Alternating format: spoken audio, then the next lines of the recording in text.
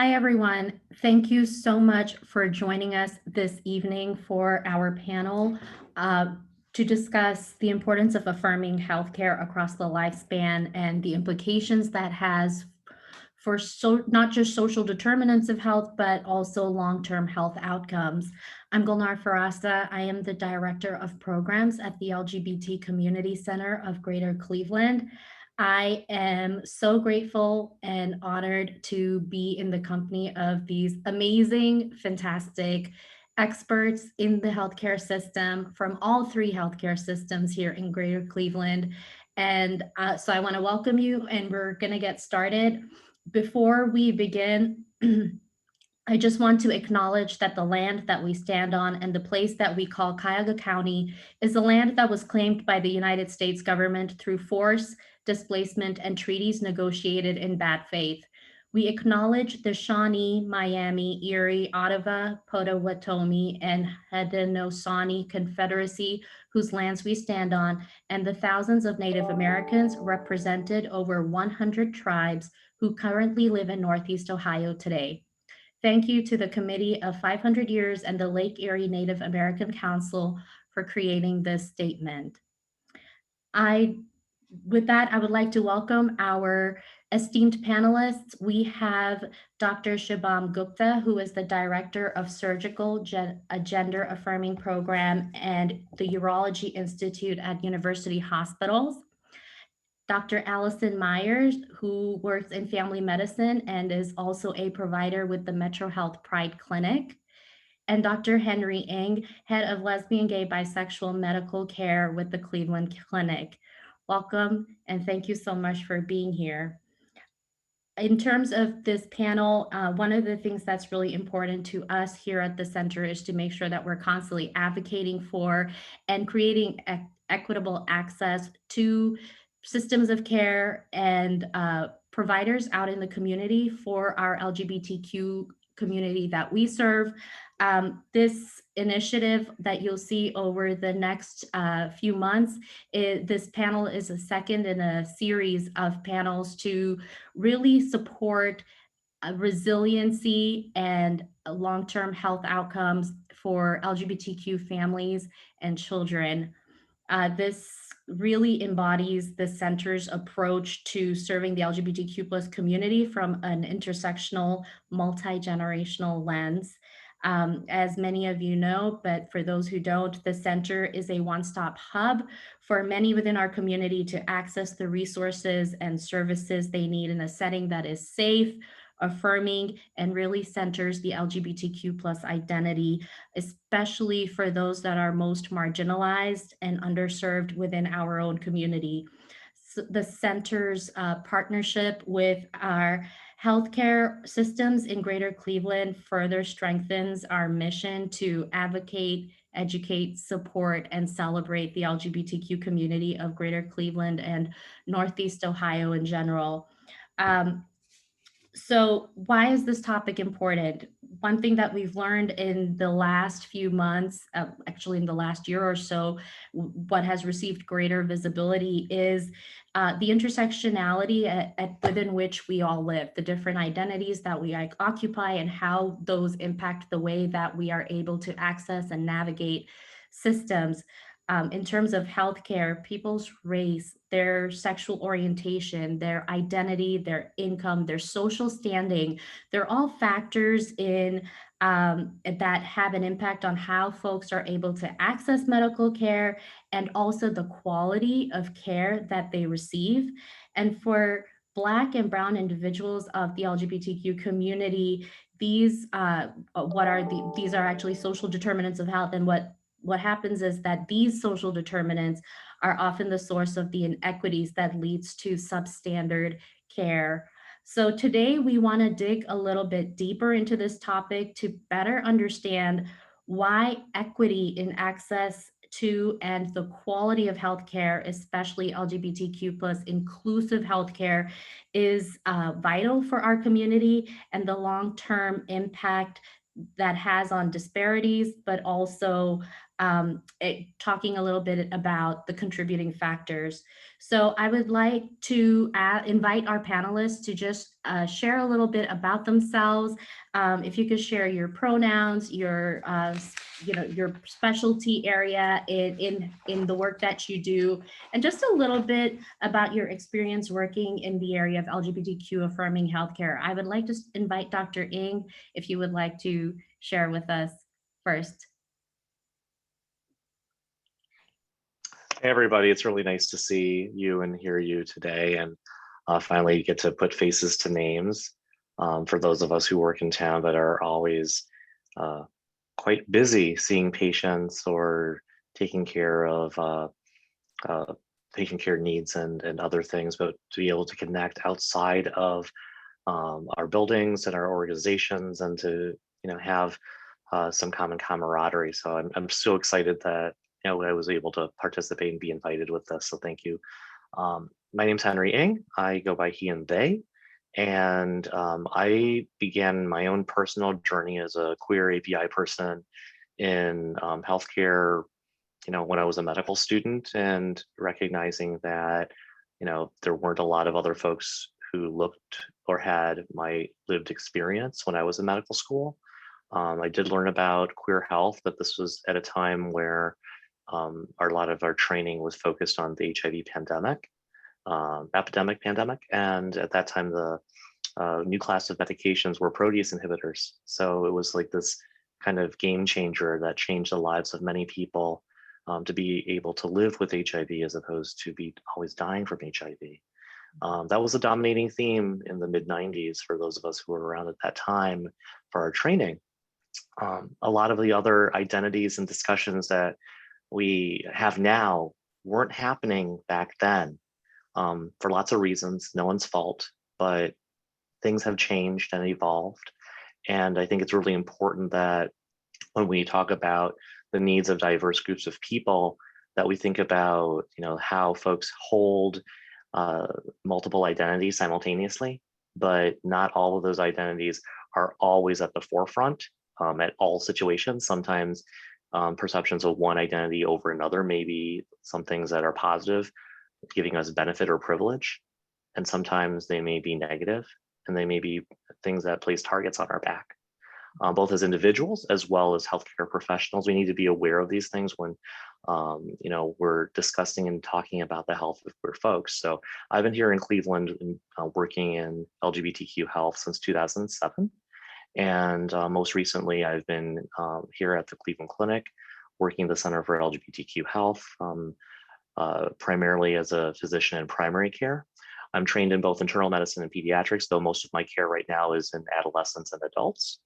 And I spend most of my time providing primary care, transgender affirming care, as well as HIV prevention, HIV care, and a bunch of other things as necessary. And I'm happy to also share that in early April, we had a little bit of transition here at the clinic, and I'm also now serving as the incoming director of the transgender surgery and medicine program. So I'm really excited to be able to be a part of all of this with you, and I'm happy to participate. And I'm happy to hand things back to Gulnar, and I look forward to having our ongoing conversation. Thank you, Dr. Ng. Allison, could you share a little bit about yourself, your pronouns, and your primary area of focus? Sure. So thank you so much, Gulnar and Denise. It's a privilege to be on this panel with Dr. Gupta and Dr. Ng, who I haven't connected with in some time, so I'm excited to do this. My pronouns are she and her. I grew up, born and raised in Cleveland, but did all of my college and medical training in Philadelphia. So I just recently moved back to the area in the past year with my wife and daughter, who just a quick plug, who's also a Metro Health Family Medicine Pride physician. So if anyone's looking for a primary care doctor, could see me, could see my wife, you could see any of us at the Pride Clinic. But I'm a family medicine doctor by training, so I see people of all ages and all genders, newborns on up. And I also direct our obstetrics service within family medicine. So do prenatal care, do deliveries, and I'm happy to see folks for family planning purposes. So I've been involved in LGBT care, I guess, since I was a medical student, and advocating for curricular change, and then as a resident. And so I've probably been doing taking care of trans patients and LGBT patients for the last 10 years or so. I did some work in public health where I studied HIV in young MSM. And my clinical sort of passions are trans care and gender affirming care, PrEP, and reproductive health care. And I teach in the Case Western Medical School on LGBT topics, and I'm trying to ramp up the extent to which we train residents to do more of this care. So pleasure to be with everybody. Thank you. And I love what you said about ramping up that training, because we need it out there in the healthcare system. Dr. Gupta, if you could share a little bit about yourself. Thank you, Gulnar. Thanks, Denise. Thank you for putting this together. Great to virtually meet you, Dr. Ng. Great to see you again, Dr. Myers. And hopefully look forward to connecting with you folks in person sometime soon. If you like beer, then I'm in. Just tell me where to go. So I'm Shubham Gupta. My pronouns are he, his, and him. I'm a reconstructive urologist at university hospitals. When I was listening to Dr. Myers' and Dr. Ng's story, mine is, very different, maybe diametrically different. When Dr. Ng was getting trained in and taking care of HIV positive patients in the early 90s, I was playing in the streets of India. I was a young kid, born and raised in India, and after med school decided to come to the US and did my residency and fellowship training here. And I'm a reconstructive urologist by training, and initially started taking care of patients who are survivors of cancer. So patients who are cancer survivors who have radiation-related complex reconstructive needs and have very poor quality of life. So that was my shtick for a long time.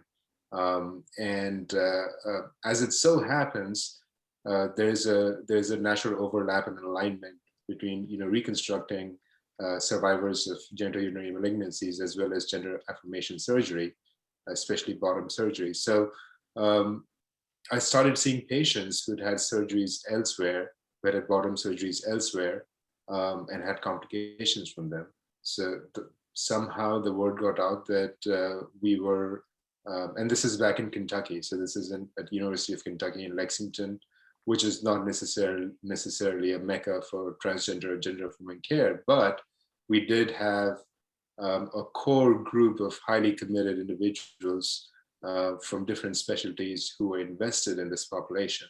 And I was fortunate enough to come in contact with them. I started taking care of these patients and realized that I just loved it. I loved the technical challenge. I loved the gratification that one gets from seeing a satisfied patient, and the patients themselves were so wonderful. So that's the surgical part of it. But really what sold me on this was, I'd grown up a certain way, I'd lived a certain way, everything was very goal directed and goal oriented. And you learn from textbooks, you learn from surgical texts and seeing other people operate and things like that. But this was truly, the one time in my life that it was a true discovery. Every time I saw a new patient, their background, their stories, things like social determinants of health, intersectionality, and things like that. I didn't know what all of these meant until a few years ago.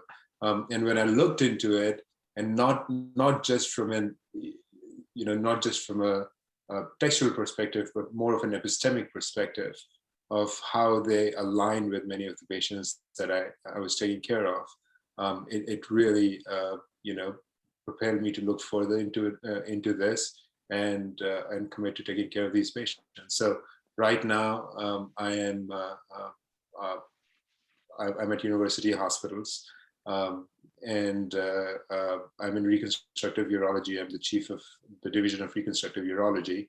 I take care of transgender patients, specifically in the domain of gender affirmation surgery, that's bottom surgery, but I'm also heavily involved in the entire program of LGBTQ in healthcare at university hospitals. So again, the privilege and honor is entirely mine, and thank you for having me on this panel. Thank you so much, all of you, for sharing and giving us a brief, really personal glimpse of like where you're coming from in approaching healthcare, and really like it defines sort of your philosophy of practice, right? I want to go back to something that you just shared, Dr. Gupta, was the terminology and learning about some of these terms. So, recently, like social determinants of health and equity and these disparities. And I wanted to begin with a couple of, let's kind of define the terms. So Dr. Ng, how, could you share from your perspective what we should be thinking about, or what you think about when we're talking about access to healthcare and equity in healthcare? Because these seem like such broad, abstract terms. So, how can we better understand those terms? Oh, there's so much to unpack. So it's a good thing that we have like about a good 50 some odd minutes to do that. I certainly won't monopolize all of it, but I'll be happy to get the ball rolling. Access is a very challenging thing. It's in all its different facets and pieces. I think when we talk about access, a lot of people think about like physical access, like is there a building? Is the building accessible for those of us with different abilities? Like, does it have stairs? Is it an elevator? We oftentimes think of access that way, as a physical accessibility process. Or maybe it's geographic in location. Is there a clinic or a service that's nearby that we could get to? But for sexual and gender minority people, it's those things and so many more layers.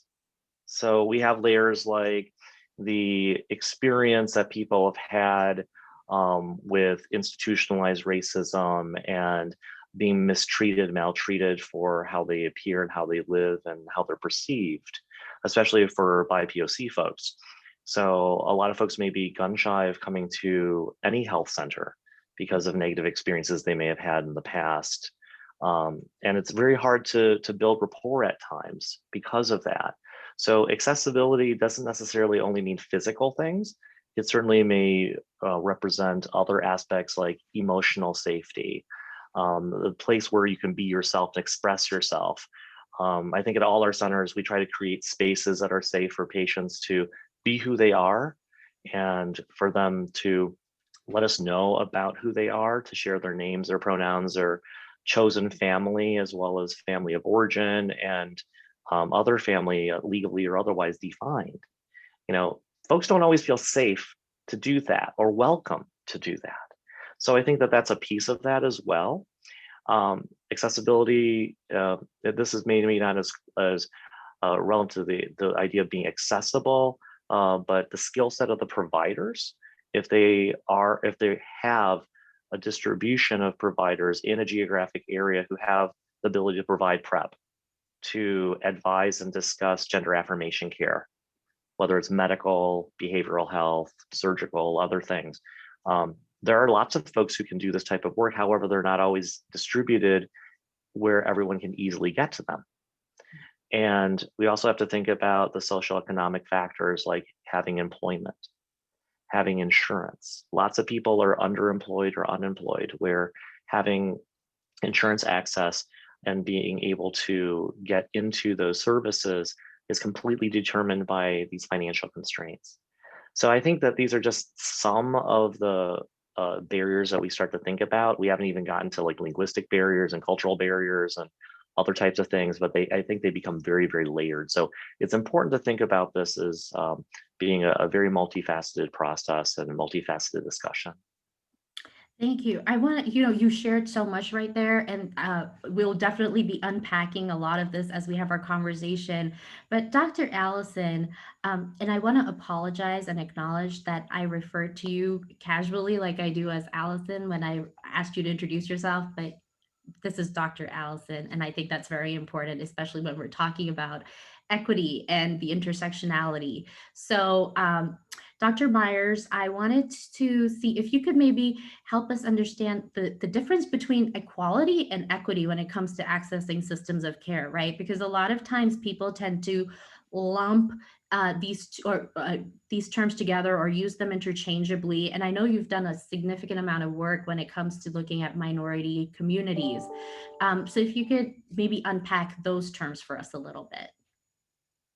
Sure. So, I mean, I think, just kind of basic definition. So equality is that, there an equal amount is, I guess, available or offered across the board, but equity is actually meeting people where they are and actually giving a relative amount of assistance and whatever that means that actually meets the needs of the patient. So people have probably seen that photo that displays like a little kid standing on a box and an adult standing on a box, and the adult can see over the fence when they stand on a box that's this high, but the little kid's still too short. So equity is when you actually give that little kid a taller box so that they can both see whatever it is they're trying to see on the other side of the fence. And so how that relates to LGBTQ care is that it's not just enough to have primary care services just available. People need to have LGBTQ competence in addition to just saying like anybody can schedule a doctor's appointment here. That's equality, but equity is actually having providers who can meet the specific needs of the communities that they serve. And I think Dr. Ng touched on this, but like I think access and equity also means timely care, like how quickly you can get in for an appointment when you need an appointment. It means that it's affordable, and that whether you're insured, uninsured, underinsured, you have the same access as anyone else to see a physician, whether that's a primary care doctor or a specialist. And so that's what I think of when I think of the differences between equality and equity. And so just to add to that, equality and equity have such important implications to what we've heard more and more people talk about in terms of social determinants of health. And Dr. Gupta, you just mentioned that you recently learned about this. So I'm going to pick on you a little and say, how do you think about social determinants of health? Like, how would you describe that, and why are they important? Like, why should we even be spending any time on that? Yeah, thanks, Gulnar. Yeah, I should have seen that one coming, I guess. I was thinking, when Dr. Ng and Dr. Myers were talking about, and you were talking about access to care, I spent like 10 seconds on that, is that, when we think of access to care, we think of it as a noun. I think a more lofty ideal, as it were, is to think of it as a verb.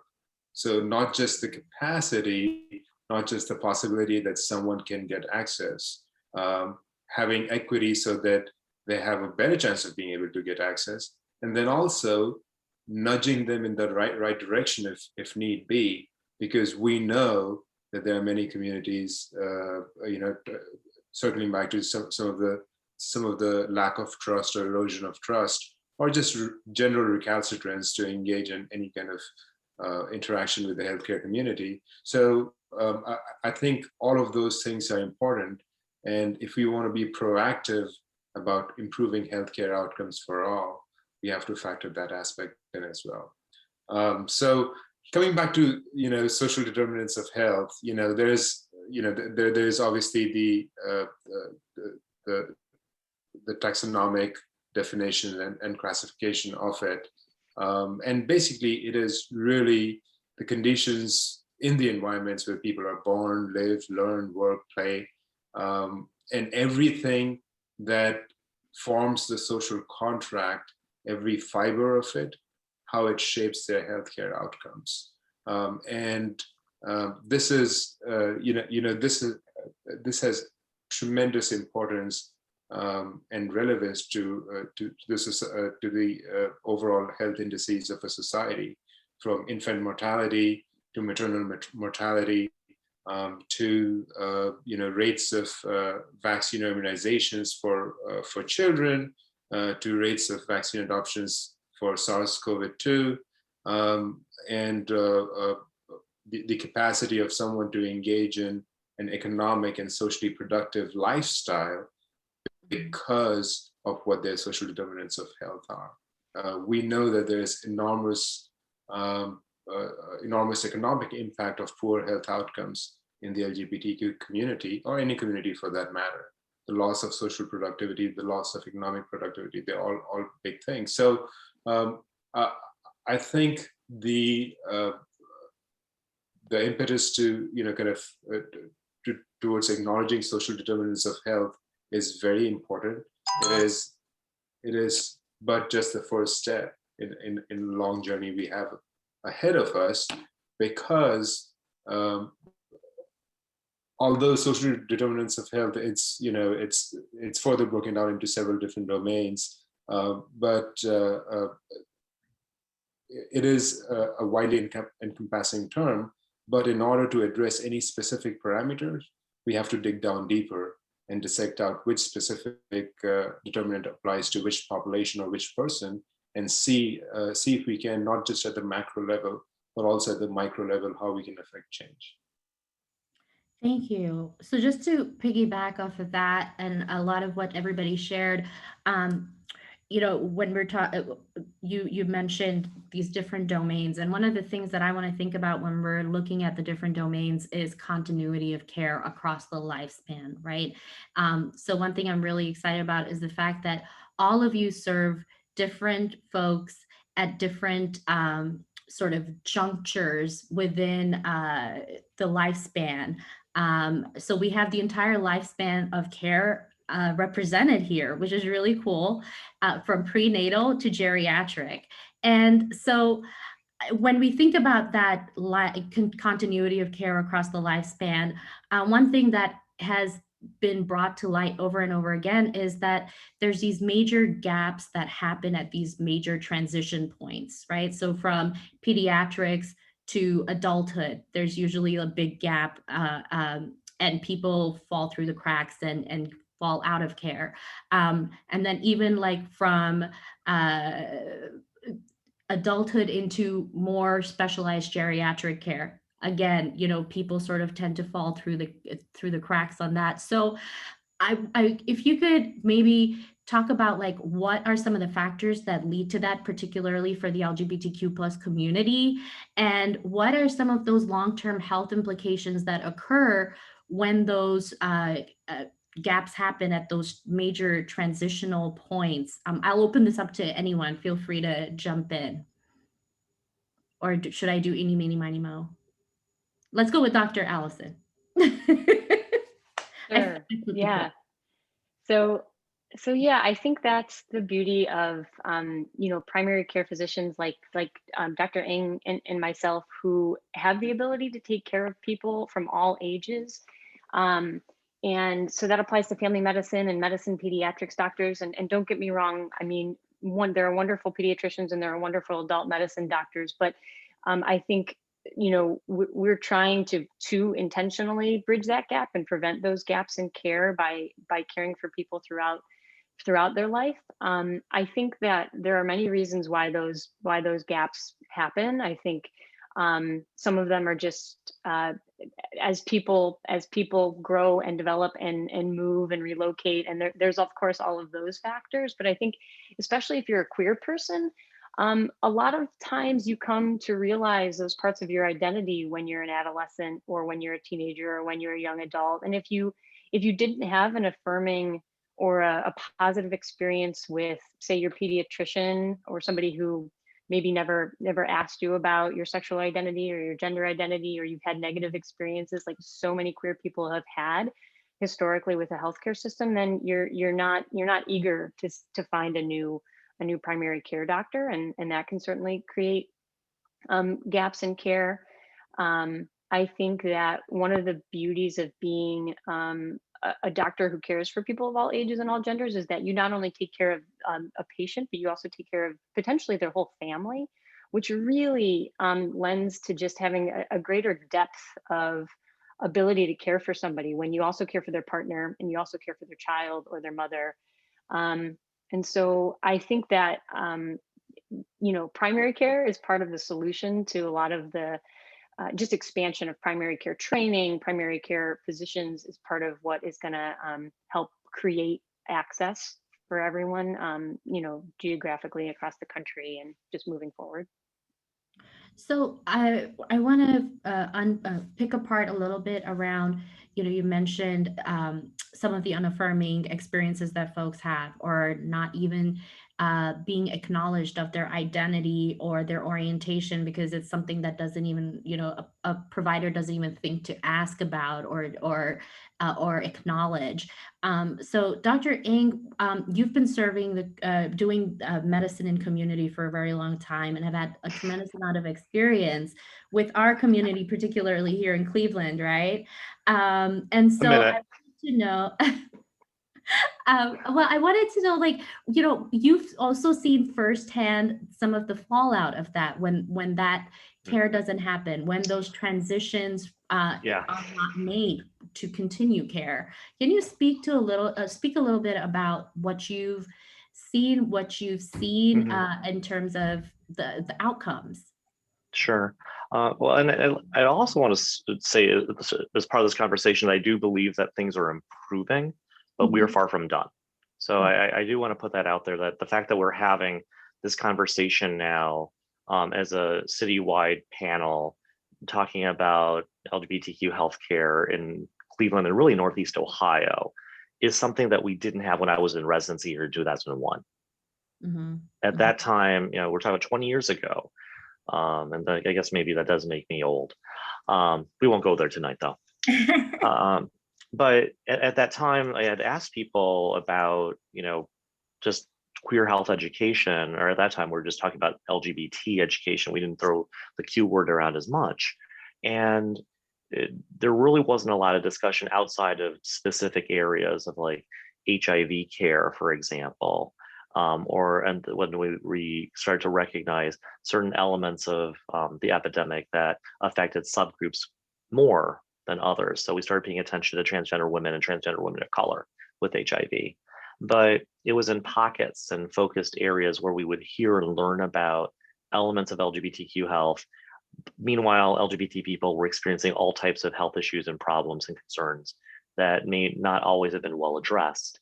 So I think one of the historical challenges was that there was a lack of emphasis and inclusion of content, as well as having people who were skilled, knowledgeable to provide that type of discussion education for healthcare professionals, starting as pre-medical students, pre-health students, moving all the way through professional school, and finally into continuing education that we all do to maintain our licenses. So that's now a thing, but 20 years ago, it wasn't. So I like to believe that we're making progress, but where we teach, what we teach, how much gets taught, those things still are challenges and gaps within at least medical education for physicians. And there are plenty of medical schools and plenty of residency programs where there's very little content that is discussed or raised. So unfortunately, there are healthcare professionals who mean very well and they want to be inclusive, but they may not have the exposures to the patient's experiences and the learning opportunities, and having borne witness to the challenges and experiences that the patients actually had, to learn how to be inclusive and adaptive, and to also develop those very important clinical skills that Dr. Myers has talked about, being able to provide HIV prevention care through PrEP, or being able to discuss healthy sexuality in a affirming, non-judgmental way. Those are things that we want everyone to be able to do, but folks don't necessarily know how to do it. And then, frankly, in transition care in general, which you think about providing care for young adults and adolescents moving into adulthood, oftentimes the systems of care that are in place a lot of power and control with the guardians and parents. So those are the individuals who drive a lot of the care, and the young person is trying to express some autonomy, but they may not always feel very empowered to, especially if they have emergent sexuality or gender experiences that they don't feel safe about. They may not have the opportunity or the time to bring that up during any of the pediatric or adolescent or family medicine visits that they could have with their provider. They still may not feel safe because of their environment. It may not be the environment care that we create. but maybe the environment they're coming from. And now they go into an adult care system where all of a sudden we kind of assume and expect autonomy. You kind of flip from 18 being an adolescent clinic or family medicine or pediatric clinic to being in basically the adult world, and all of a sudden you're responsible for everything, but you're just a day older. So developmentally, we kind of expect a lot, and that may not always be the most appropriate thing to do, especially around a time where young people are still trying to figure themselves out, and it can be very overwhelming to find healthcare in general. I mean, I am an employee at a very large healthcare system. When I find and look for healthcare for myself within my own system, which I find to be affirming, I still find it overwhelming. It's quite large. There are a lot of things that we need to do to figure out, and to figure out how to use technology, for example, in my chart, things like that. Not everyone is there. So I think that some of our challenges is that we don't necessarily, like Dr. Meyer said, again, we're not meeting people where they are. We're kind of expecting them to be meeting us where we are. And I don't think that's necessarily the best thing for healthcare, right? That's not patient or person centered. Yeah, absolutely. So, I want to know a little bit more about so what ends up happening, right? Oh, So sure. what does that lead to in terms of health outcomes and these disparities that we hear this word being thrown around, but can you give us some maybe more concrete examples of Sure. what the outcomes are? I think a good example is a delay in care. So there can be somebody who has a negative experience with a healthcare professional provider, and that's that adage of once bitten, twice shy. If I didn't have a good experience, I'm less likely to seek care again unless it's an emergency. And there have been many times that the first time I've met a patient was that they were in a state of crisis or near crisis because a health condition that may have been something that we could have addressed maybe more easily as a system and as a group of clinicians, and also may have prevented some complications for the patient. That opportunity was lost in large part because the patient had a really negative experience. I've had patients, for example, come in where they had, an illness, a chronic illness like diabetes, and they had a really negative experience with a healthcare professional unrelated to that chronic condition. It was the way they were treated for their sexual orientation, gender identity. They didn't seek care. By the time I saw them, they had developed significant complications like nerve damage, neuropathy, or kidney damage, nephropathy, or eye damage, retinopathy. Pathy is bad. It means broken, damaged, hurt, from our Latin. So those are the types of things that can sometimes happen when we have a negative experience. People definitely delay care. In fact, national studies and surveys from the Transgender National Discrimination Survey have described just that a quarter of the respondents who are adults who are trans, for example, will delay care because they had a negative experience, and nearly another half will delay care simply because they can't afford it. Yeah. What I'm hearing loud and clear is also this need to really approach care and really looking at the system from the perspective of intent versus impact. Because like you said, people can have a lot of good intentions, but are we really paying attention to what are the impacts of these systems and processes that we're creating?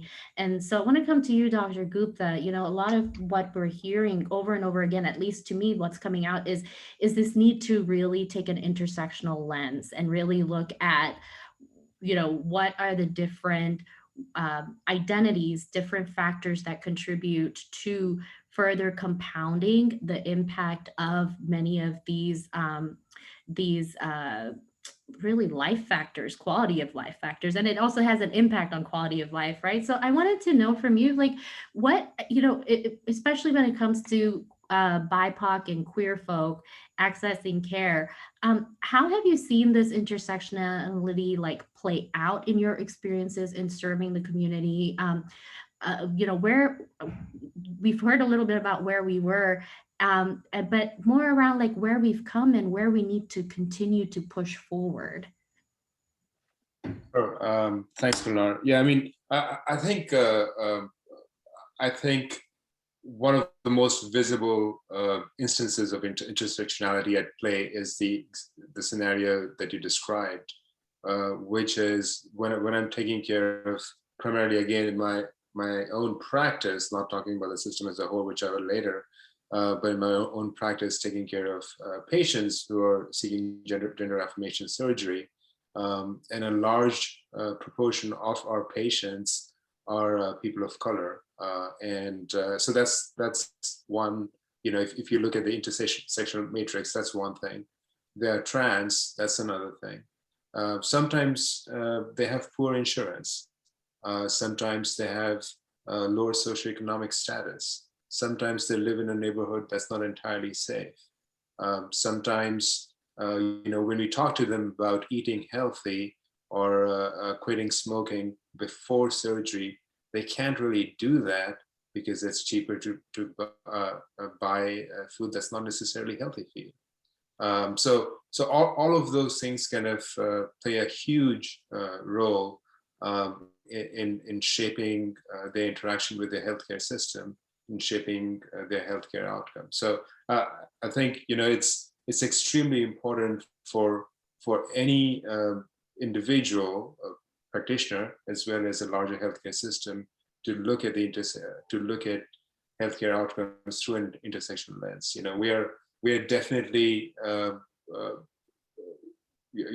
of the things that we've adopted throughout our urology institute, as well as our network of more than 60 providers that are committed to providing affirming LGBTQ care, is this concept of obviously cultural competency, being educated in all these intersectional areas that affect healthcare outcomes, being aware of your own biases, and just because why didn't someone, that this is a common refrain that I've heard multiple times from residents, that the patient was told such and such, why didn't they do it? It's obvious to me that they should have done it, but it's not obvious to the patient. They didn't have the right incentives. They didn't have the right nudges.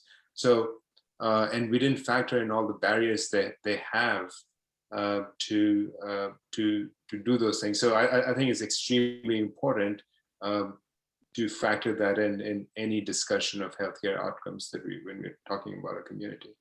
I wanted to expand a little bit more on some of the continuity of care points that were raised by Dr. Myers and Dr. Ng. We have a little bit of, I have a little bit of background in that, there are a lot of children that are born with disorders of the kidneys or their bladder that require early urologic care, specifically children who've had spinal cord injuries and children who've had spina bifida and so on and so forth. And this has been known for about 50 years, that they do fine until they're 16, 18, and then they just fall off the radar. So, and this has been something that the entire community has realized. And, we see transition clinics or GU congenitalism clinics cropping up all over the place. We have one, I know the clinic has one. The idea being that we need to be taking care of these patients. And there needs to be someone shepherding them from one stage of life to another.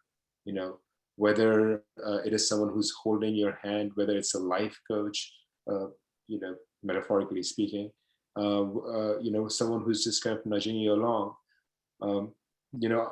Another area that we can, there have been instances we don't have very large amounts of data on that specific lapse, is that what happens to patients after their transition in terms of gender affirming care.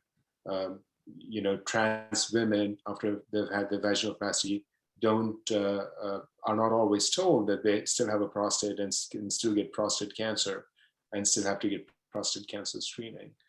Trans men who still retain their cervix may forget that they have some internal organs that they need to be that need to be cared for, and things like the use of technology, I think, is extremely exciting as a solution, and not just to have like an app or have reminders and things like that. I think that's one of the main avenues of the way forward to try and tackle these issues. Thank you. You made a really good point about the different barriers, and you mentioned also several of these, of the way that these barriers manifest, right? Like maybe you live in a food desert, maybe, there's been a significant amount of trauma in your life, and substance use or smoking or whatever is a coping mechanism because the alternative would be far more deadly. And so, Dr. Allison, I wanted to know, one of the terms that comes up when we're talking about these things is minority stress, right? And I know you've done a significant amount of work in this area, and I wanted, if you could like share a little bit about what this term means and what is the impact of minority stress on social determinants of health and long-term health outcomes. Yeah, absolutely. So, and I'll just go back for just a second to the point Yes. about intersectionality and kind of lead into minority stress. But I think the concept and the importance of intersectionality was once highlighted to me by a patient I cared for in Philadelphia. He was a young Black trans man, and I saw him, pre-transition and then during gender affirming care. And he, after about a year or so into his transition, he said to me, I always knew what sexism felt like when the world saw me as a Black woman, but I never really felt like the sting of racism until the world saw me as a Black man. And that was one of the most powerful things I think a patient has ever said to me. And it so poignantly highlights, what it means to have intersectional identities. And sometimes those identities give us privilege, and sometimes they just add on layers of discrimination and marginalization. And so what minority stress is it's a concept of chronically high stress levels that are faced by members of stigmatized or marginalized groups. And so this can be from daily microaggressions to, full on hate crimes and the experience of violence.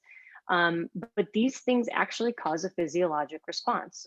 We know that people who are subject to chronically high levels of stress have higher cortisol levels, potentially higher blood pressure. And then also because of the mental and emotional impact these things have on a person, they also develop, mental health issues and things that make it difficult to cope with the physical aspect of minority stress, and often also develop counterproductive coping mechanisms, whether that's through, substance abuse, is one example. And so it's just sort of this like layering effect that multiple marginalized statuses have on a person's health, mental health, physical health. And so I think the long-term health outcomes we see very clearly, and especially multiply marginalized populations. So a couple examples that I'll highlight are that the disproportionate rates of HIV in Black men, but especially in Black trans women. And I realized over time that when I say statistics like that, it's very important for me to qualify that this is not related to individual choices or behaviors. This is related to what I would consider a failure of our public health system and medical systems to appropriately reach and screen and counsel folks on. We have PrEP, we have a medication that exists now in our lifetime that can, with 99%, effectiveness, prevent HIV. And yet the people who are getting that medication are more likely to be white, more likely to be, have economic means and insurance, but the populations who need it the most are not the populations who are getting access to it. And so it's manifesting for a number of reasons in higher rates of HIV in certain communities. Thank you. Does anybody want to add to that? Yes, no? Okay. I'll say that, yeah, I mean, to me, that was like pretty straightforward, but also just, as I'm listening and I'm hearing from you guys and I'm also learning, right? So what I see here is sort of this, you said layering is such a good example. And then the example you gave about access to PrEP and access to other like preventive care services. And so we've talked a little bit about social equity and social determinants of health and the continuum of care, et cetera. And so I want to really talk about the role of the healthcare system and healthcare providers that, sometimes there's pushback from the healthcare system as a whole that when it comes to these social determinants of health, that, they'll say that, well, so many of these things are beyond our control. Like, we work in the medical field, what can we do about these other factors that people live in the rest of the 75% of their time, right? And so what I'd like to do is sort of, shift that conversation to, instead of what can we do, to where can the healthcare system support in addressing some of these social determinants of health, especially given the significant role that the healthcare system plays in our communities as entities that have significant visibility, power, privilege, a platform to bring visibility and do advocacy work. So how can the healthcare system, each of you individually, where do you see the places where the healthcare system can support? Do you agree that these social determinants of health are beyond your scope of practice, or outside the sphere of what the healthcare system should be focused on? Or or do you think that my pushback to that is relevant, or I don't think want to say relevant, I can't think of the right word, but is valid. That's the word. English is my second language. I'm sorry. But in terms of, does that pushback have any validity around the fact that, I think that healthcare systems can do a lot more? I'll open it up. I can talk. So Sure. What's your birth language then? Oh, Urdu. Oh, that's awesome. I love Urdu. I can somewhat read and write it. So Yeah. so yeah, I mean, I think your pushback is absolutely valid, and we need to further double down on that pushback. So I mean, the way I look at it, a healthcare system that chooses to exist in the four walls that it is physically there, that's a very parochial view. Throughout history, healthcare has been delivered in the community, from a primary care practitioner to a pediatrician to the lone doc in a county of 50,000 people in rural Missouri, for instance. And any person or institution or group of people that are in the business of, or in the living of delivering healthcare to people, it is contingent, it is imperative on them to understand the things that are happening within the community. Their responsibilities do not end at their boundary wall. So yes, I 100% agree. And I think most healthcare systems recognize that too. If they don't, then I dare say that they will probably not succeed in any in any given way of the definition, whether it is building trust with community, whether it's expansion of services, whether it's having support from different people in society, and so on and so forth. So absolutely, they have all healthcare systems, big or small, private or public, they have this imperative to understand these determinants of health and do something more than just delivering healthcare within their walls. Okay, so what can they do? That's kind of sort of the tricky part, right? I mean, we want to do pretty much everything that'll make the world Shangri-La, and I think that is a good goal to have.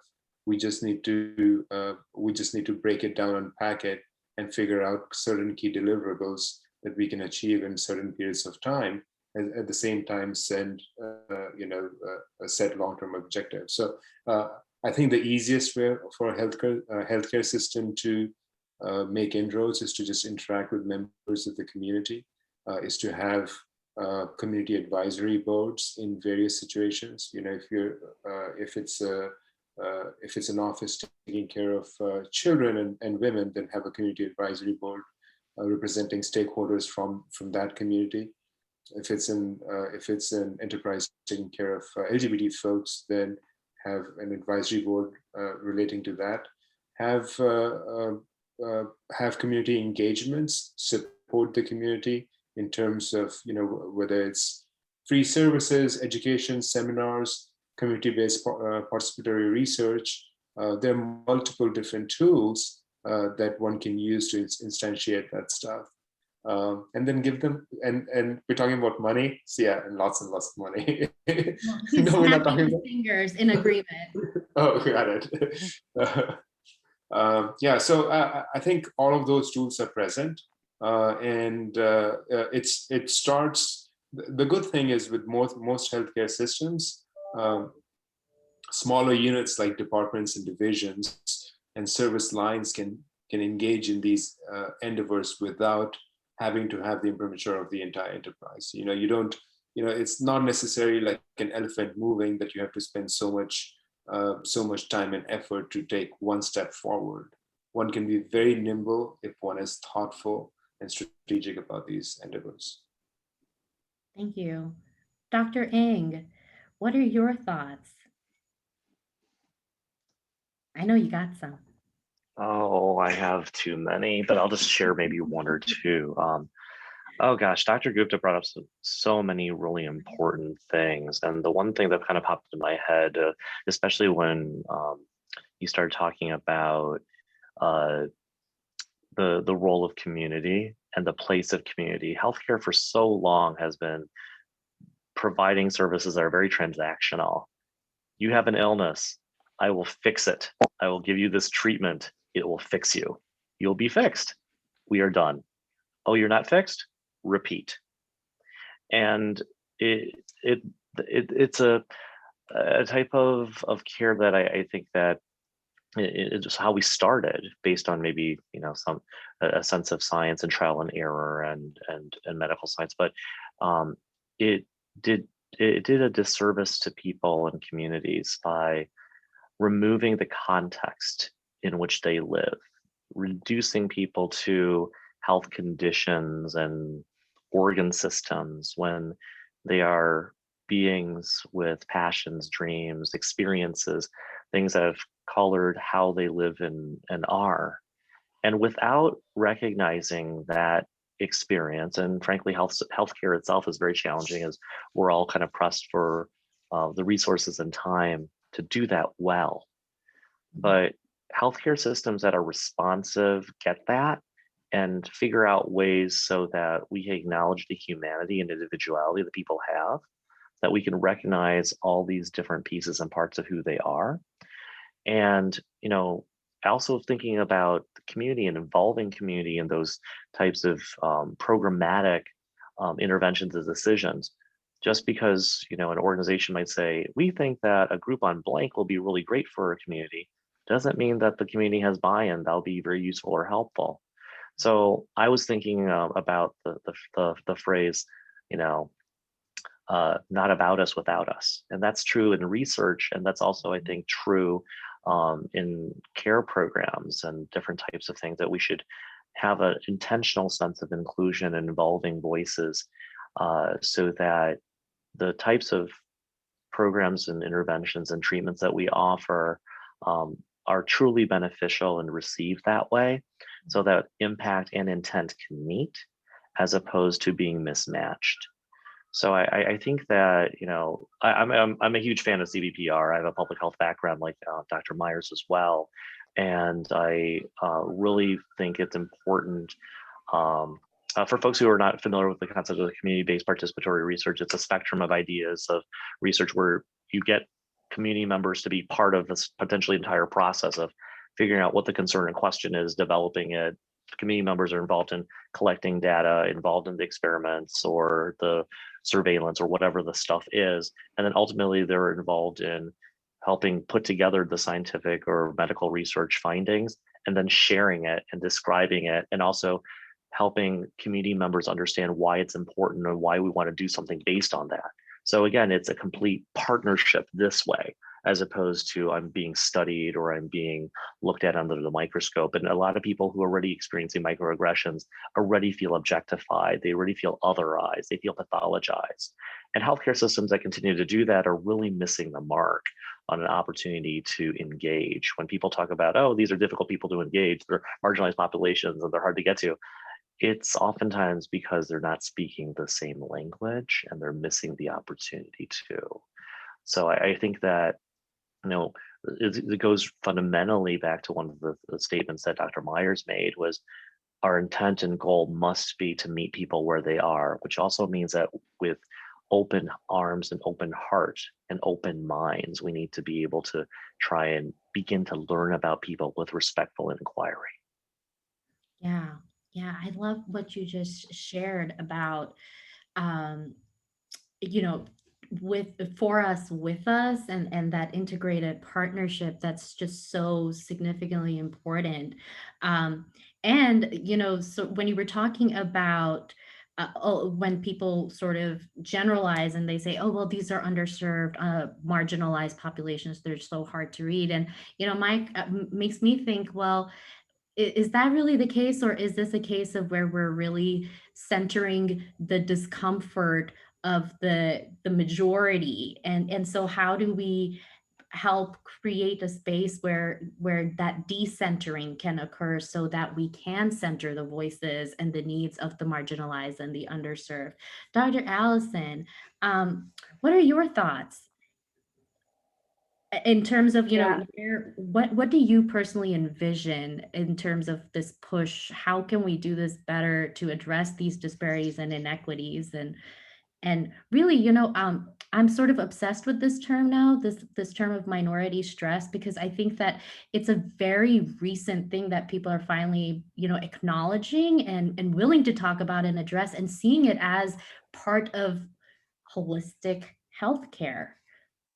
Sorry, No, I totally agree. I think yes, only recently have we put words to a phenomenon that's existed, for centuries. But I just to echo a couple things that Dr. Ng and Dr. Gupta said, I think it's so important to have the participation of the communities that you're serving. So, at Metro, for example, we have a patient family advisory group for our Pride program, because we could hypothesize about what our patients need and where there are gaps and where we're not meeting their needs, or we could just ask them and actually get some real helpful information that will actually serve our patients. And so that has been so informative and helpful, just in the past 9 months or so that I've been here and participating on our patient family advisory council.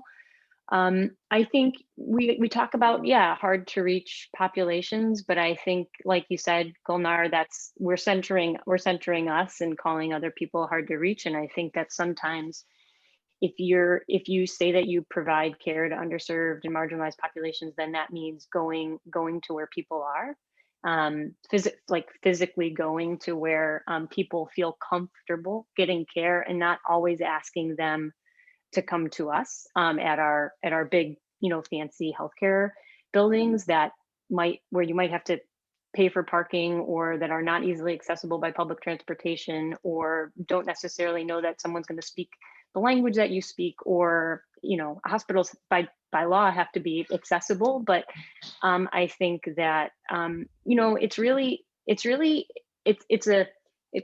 it's a blessing and a curse, I suppose, that LGBT care has become kind of trendy, in that we're seeing places advertise that they do LGBT healthcare, and that's a good thing, because for so long it was so hard to find an affirming provider.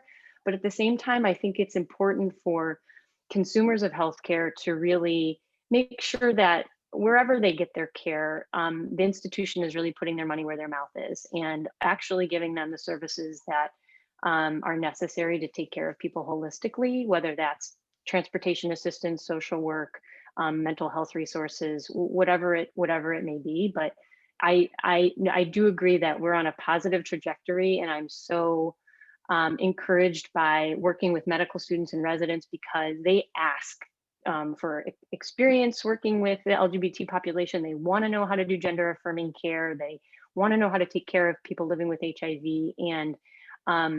And so I think we're on a positive road forward. But yeah, I think that we still have a lot of areas where we could be serving our patients more holistically. There's a couple of questions from our audience that are directly related to some of what we just talked about. One of the questions is that what are some concrete ways to address barriers that stem from minority stress and other similar factors in improving compliance to medical regimen or treatment among seekers of gender affirming care? Who wants to take that? So they're looking for some concrete examples or suggestions of how can these barriers be addressed so that there can be like improved compliance or adherence to the suggestions made by providers like yourself, right? Of how to better care for ourselves.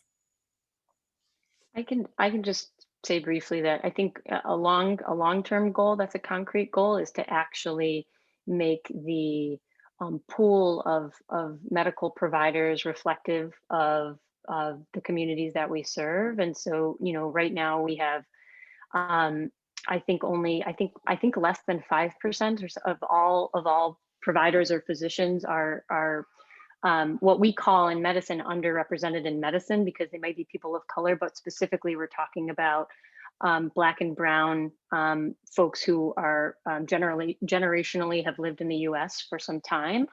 And so I think there's a lot of research that says we know that people have better health outcomes when they're cared for by a provider who shares some of their identities, especially a racial identity, or a gender identity, or a sexual orientation. And so I think part of it is actually creating pipelines and reducing the barriers that exist for people of color, Black and Brown men in particular, to go to medical school and to become physicians.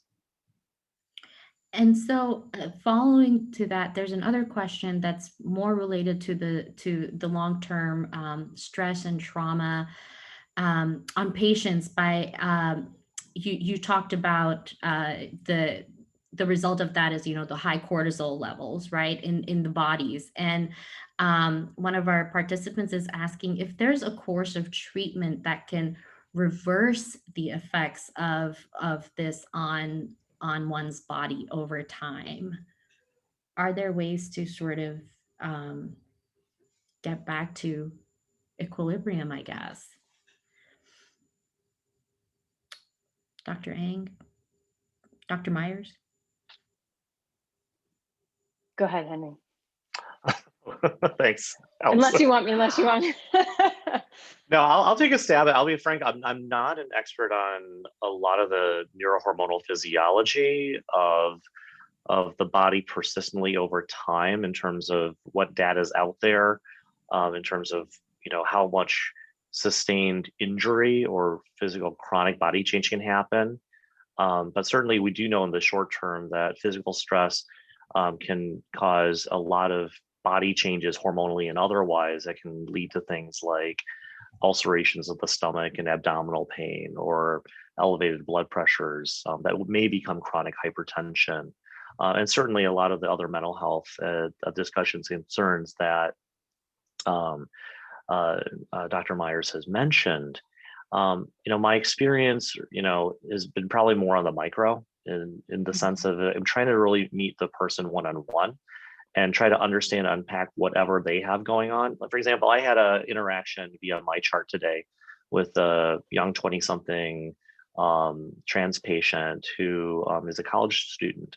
And, they sent me a message asking me to, in part, like help write a letter that described why they needed to be excused for time missed from school.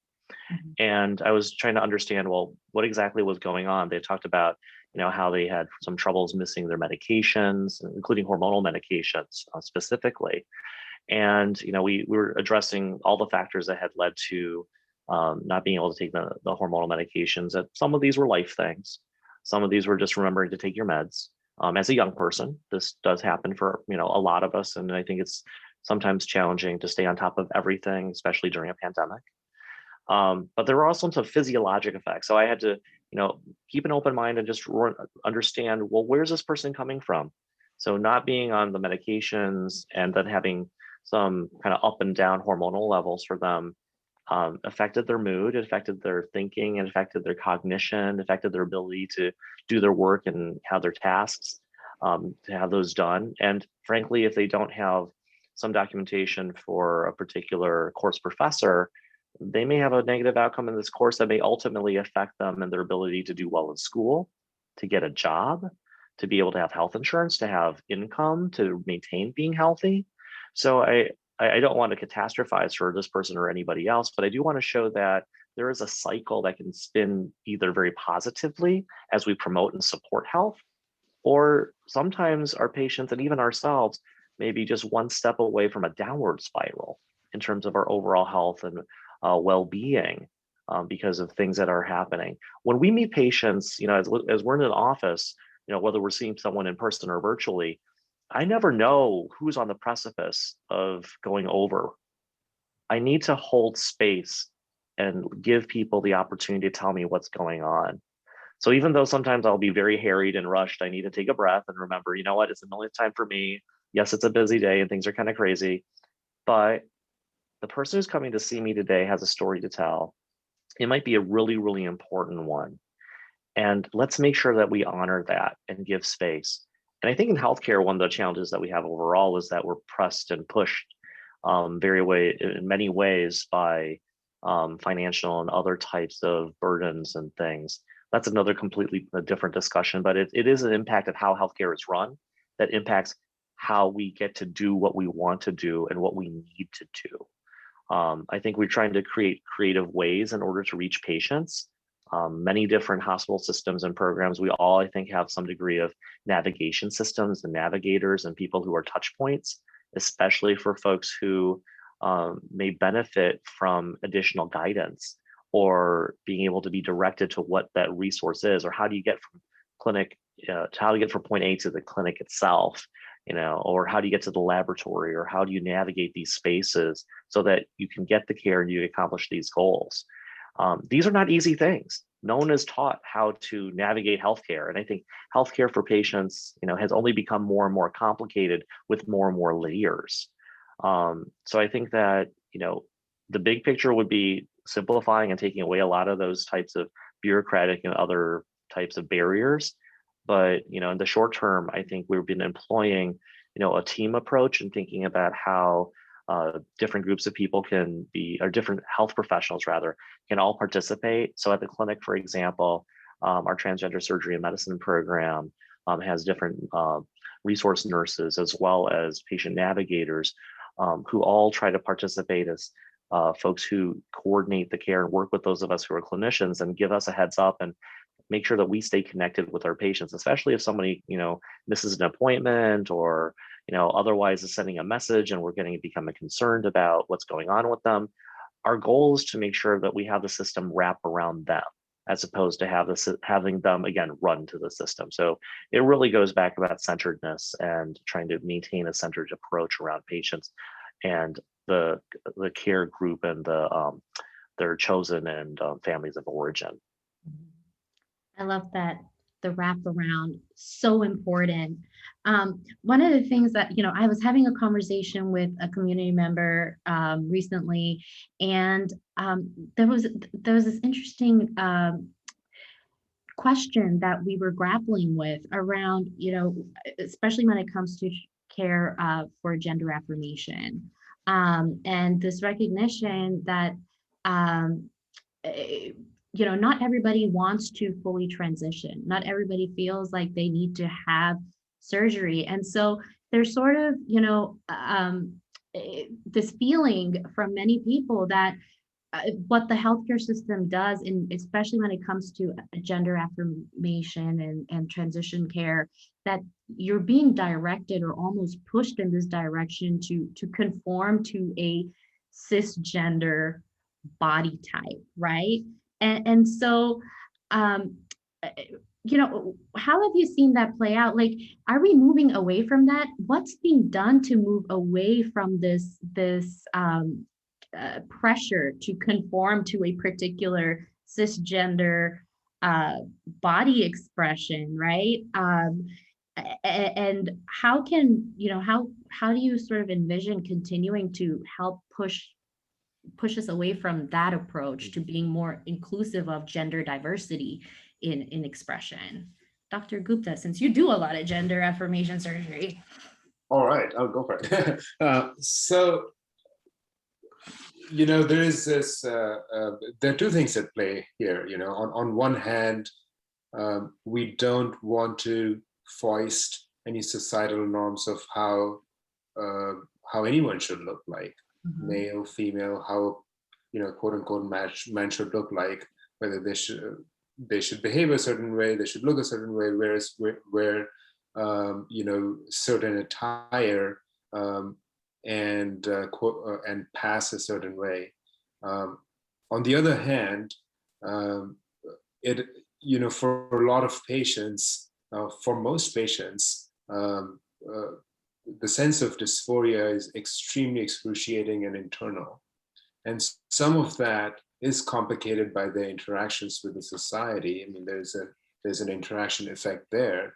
So a person who looks a certain way, who also happens to be transgender, may be more comfortable in a certain social construct than in another. So that plays a huge role, no doubt. So we have to kind of balance both of these, almost, not necessarily competing, but definitely something that there's a little bit of a tension between these two philosophies that kind of go there. And as a provider, as a healthcare system, I think the important thing is to really affirm what the patient wants, but not necessarily say the right words. Basically, you have to understand what the patient wants, why they want it, and then affirm it. I think that's critically important. We see it, especially regarding surgery, a decent number of times. As one can imagine, there are certain preconceived notions of how genitals should look like, how big, how small, so on and so forth. And patients will sometimes come with those expectations or those questions regarding that. It is important to navigate that conversation with respect for the patient's wishes, but also to make them realize that they should not, just because LeBron James can play basketball, as can shoot hoops, doesn't mean that you or I can, kind of thing. So I think it's important to recognize those things. It's important to educate patients and ourselves on the entire spectrum of what people look like, what different parts of people's bodies look like, and with that knowledge, we can be affirming, understanding, and be honest in our discussions. So yeah, I mean, it's all about affirming care. It's also about being honest and understanding. We had a follow-up question for you, Dr. Myers, about treatment for the damages caused to bodies resulting from minority stress and other stressors, right? Is there something that you could share with us?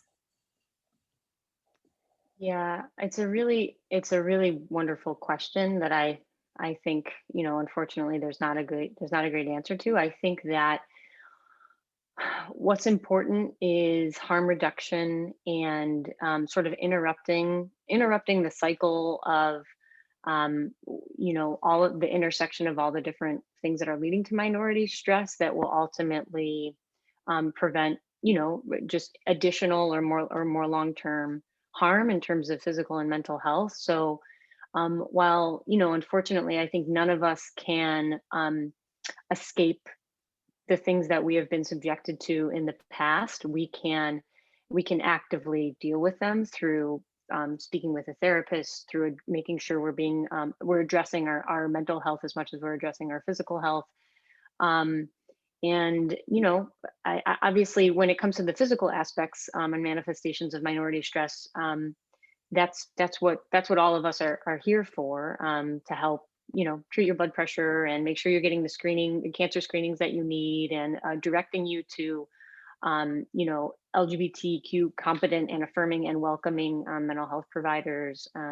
So I think I don't think that we can necessarily ever undo the things that have been done, but I think we can interrupt the cycle and prevent things from getting worse in the long run. Thank you. We're at time for our panel. And so I just wanted to ask each of you if you had any final thoughts about this topic, and, what, if you had to share one thing that you would want people to walk away with from this panel, what would that be? Dr. Myers, let's just continue with you, start with you.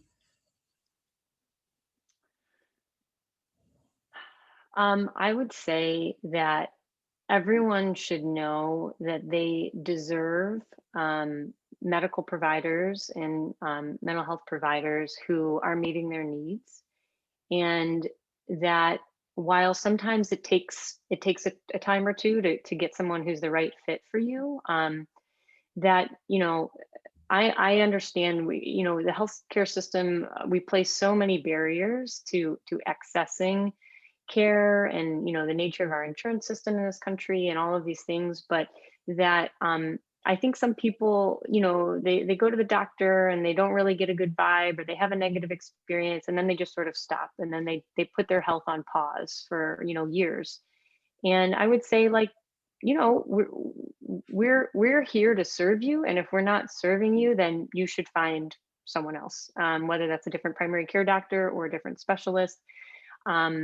And that we're also here to help you navigate the system, and to help you find people who are affirming. I always ask my all my patients, but my trans patients in particular, like, I understand you had a surgery, like, how was your experience, not only with the provider but also with the staff and with navigating the system, and would you recommend that I tell other patients to go to this individual?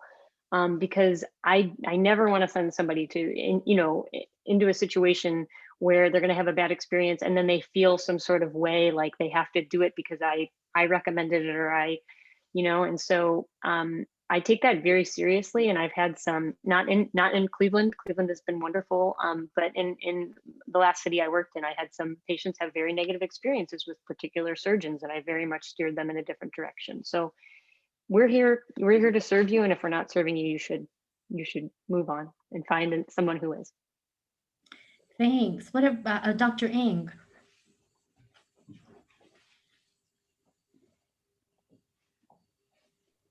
There we go, just unmute. I'd like to say that I think that we certainly have the opportunity to continue to marshal and advocate for all of our communities, and to think to reflect how important it is really to